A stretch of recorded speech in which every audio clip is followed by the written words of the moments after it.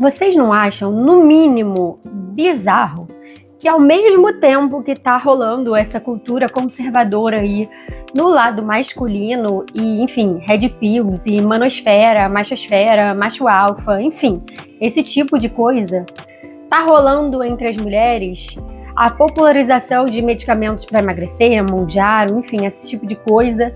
A magreza extrema voltou pra moda. Vocês conseguem perceber alguma relação em relação a isso? Porque eu acho que em pleno 2026 a gente não pode levar as coisas como só, nossa, que coincidência essas duas coisas estarem coexistindo. Eu acho que tem uma relação bem forte em relação a isso e eu queria conversar com vocês sobre isso. Vamos conversar?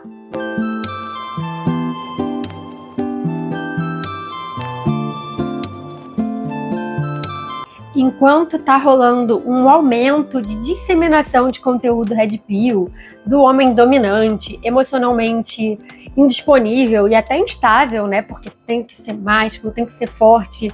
Isso representa uma relação de poder nas relações e de controle também. E aí não é muito sobre encontro, é de dominância mesmo, é de quem manda e quem tem que estar ali saber qual é o seu lugar. Eu assisti ontem o documentário da machosfera, né, manosfera, enfim.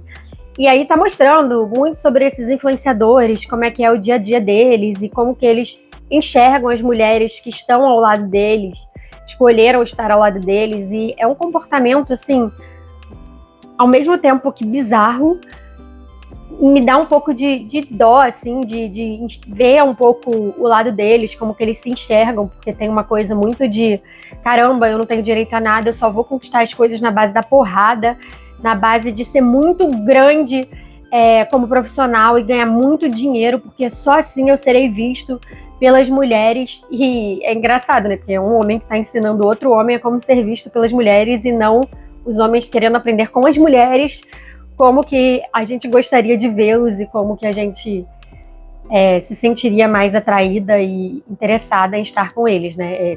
Enfim, já tá aí uma prática bem esquisita, né?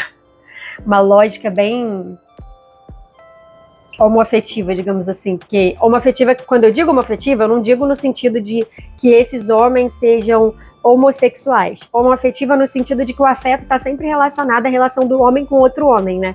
Tipo, esse homem eu vou escutar, esse homem faz sentido o que ele fala pra mim, eu admiro, e a mulher, que é o que ele quer conquistar, né? Porque ele fala que faz isso tudo para poder ter as mulheres e tal, não tá num lugar de afeto, né? Tá num lugar de conquista, de objetificação, e isso é muito louco. Só que, ao mesmo tempo que isso é muito louco, eu acho muito bizarro que no mundo das mulheres a gente não esteja falando tanto de relacionamentos, assim, a gente até tá falando dessa violência que tá existindo, né, o quanto isso assusta a gente, o quanto que isso deixa a gente meio retraída, assim, nessas relações com outros homens, porque a gente fica com medo de falar, fica com medo de interagir, de dizer não, de demonstrar que não está interessada caso tenha uma abordagem. Aí a gente começa a ficar com medo dessas relações, ao mesmo tempo que tudo bem, beleza, a gente está falando disso.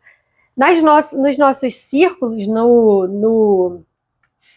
nas coisas assim que as mulheres mais estão falando no momento e mais transparece no corpo delas, literalmente, o que está sendo mesmo falado e o que está sendo meio plantado na cabeça das mulheres é, de novo, mais uma vez, essa moda pela magreza extrema. E aí muitas artistas estão excessivamente magras num corpo que aparentemente está doente, fragilizado, e essa coisa de aumento de Mounjaro, de medicação.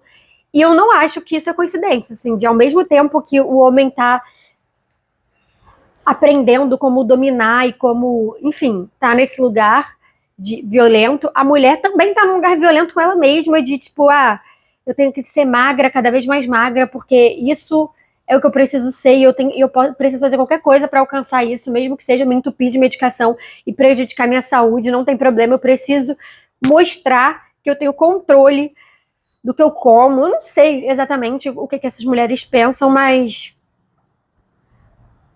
eu não acho isso coincidência, porque o que é mais fácil de dominar?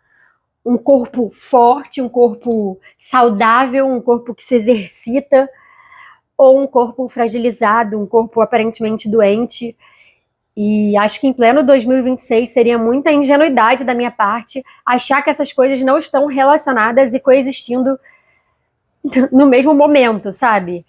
Então, como que alguém pensa nessa luta de, poxa, não, eu quero me manter viva, eu quero me proteger, eu vou lutar pelas mulheres, eu vou me unir com outras mulheres, sendo que a preocupação tá em conseguir se controlar e não comer um doce, em ter que usar medicação para emagrecer, em ter que, enfim, usar roupas que não transpareçam 1 milímetro de gordura.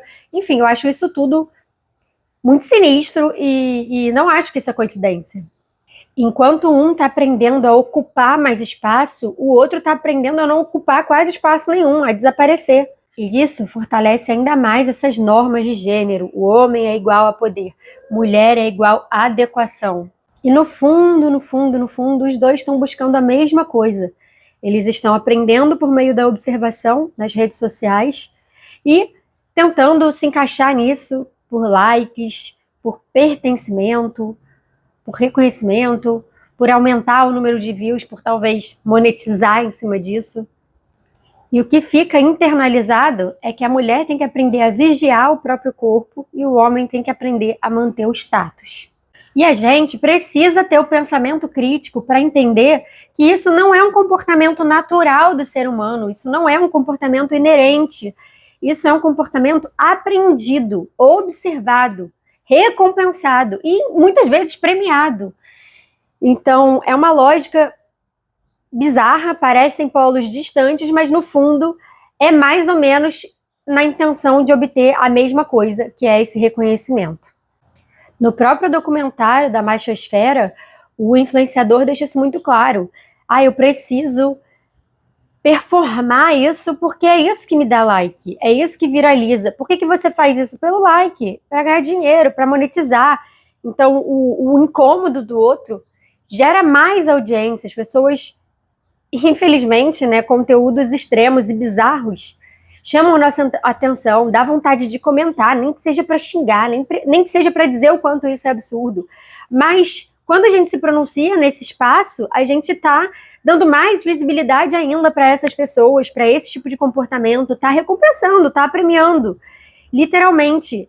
E é até engraçado, porque no próprio documentário mostra que em determinadas situações, o homem, mesmo esse que tá nesse lugar de macho alfa e de, enfim, a mulher tá lá nesse lugar ele fala, né, que a mulher é essa submissa e que tem monogamia unilateral, ou seja, ele pode fazer o que ele quiser e a mulher não, porque a mulher é fiel a ele e ele não tem que ser fiel à mulher. Ao mesmo tempo que existe isso tudo, no próprio documentário você vê que eles ficam desconfortáveis de pensar que podem perder essa mulher, que é a oficial. Eles ficam envergonhados, por exemplo, tem um momento que mostra, assim, um momento de interação entre um dos influenciadores desse Red Pill e tal, e a mãe dele. E aí ele provavelmente não percebeu que estava sendo filmado nesse momento.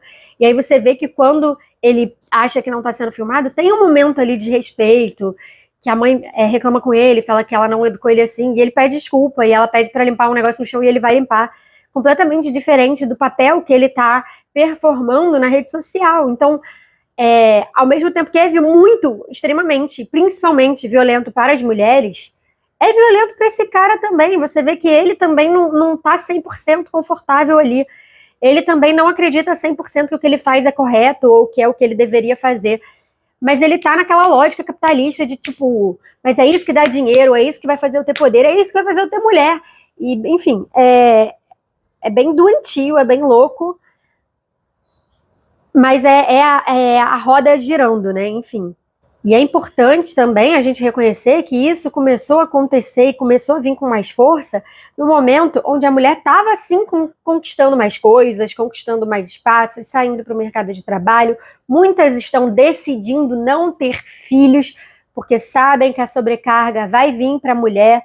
Muitas estão decidindo não conviver e não morar junto com homens, porque sabem que aí a tarefa de casa vai ficar principalmente sobrecarregada em cima dela, porque a maioria dos homens é não sabe viver numa casa, não é funcional e não limpa uma louça e não joga um lixo fora, mesmo transbordando, se ninguém pedir para ele. Então, assim, as mulheres estão também se vendo nesse lugar e evitando passar por certos tipos de situação.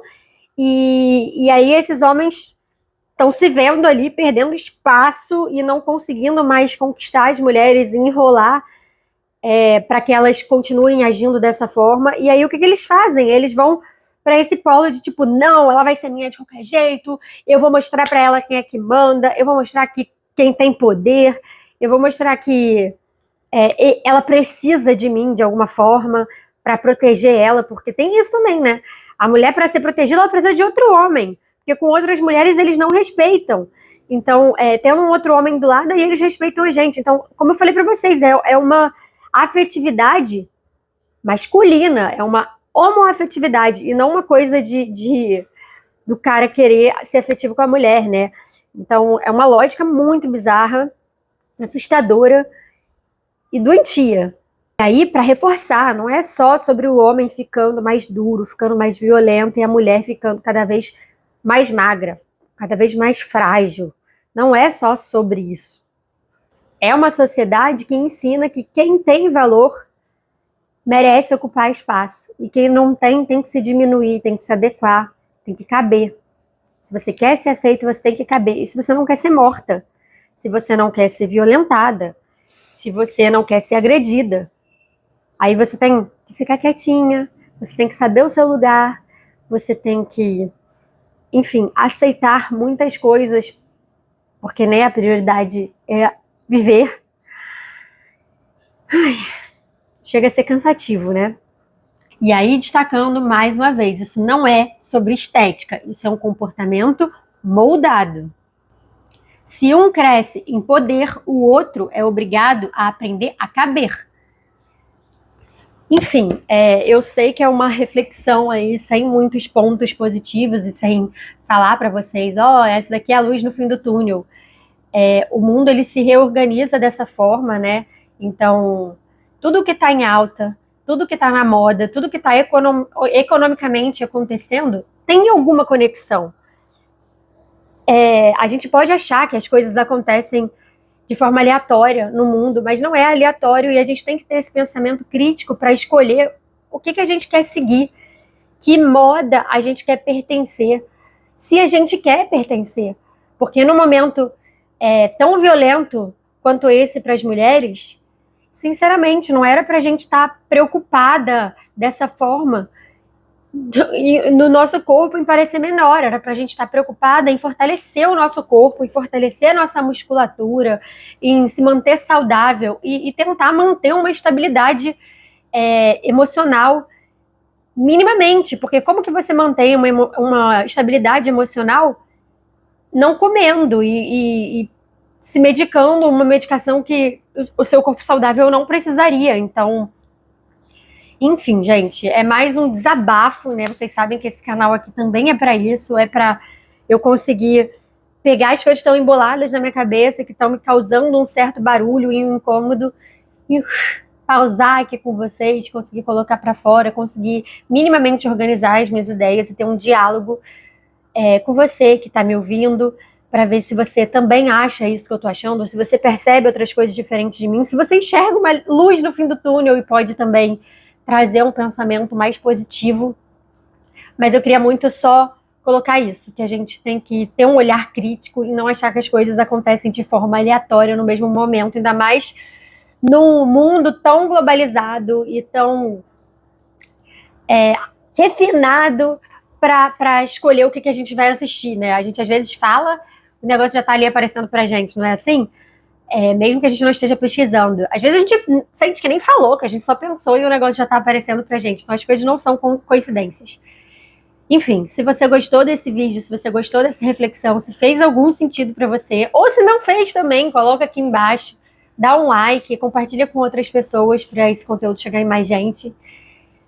E vamos continuar vivendo e refletindo sobre as coisas pra gente construir um mundo melhor para todo mundo.